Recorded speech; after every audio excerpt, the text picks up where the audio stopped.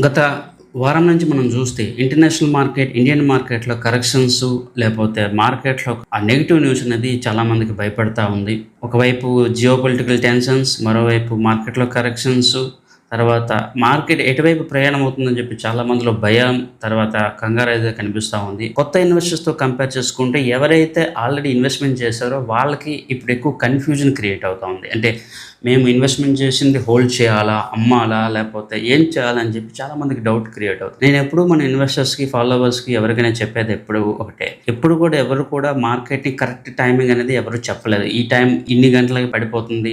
లేకపోతే ఇన్ని గంటల తర్వాత మీకు మార్కెట్‌లో మళ్ళీ ర్యాలీ వస్తుందని చెప్పి ఎవ్వరు కూడా కరెక్ట్‌గా చెప్పలేదు. మార్కెట్ ట్రెండ్ మనం అర్థం చేసుకుంటూ కొత్త ఇన్వెస్ట్‌మెంట్‌లు చేయాలా? చేయకూడదా? అని చెప్పి జడ్జ్‌మెంట్ చేసుకోవచ్చు తప్ప ఎగ్జిస్టింగ్‌గా ఉన్న హోల్డింగ్స్‌ని ఎట్టి పరిస్థితుల్లో ఎప్పుడు కూడా అమ్మకూడదు. ఒకటి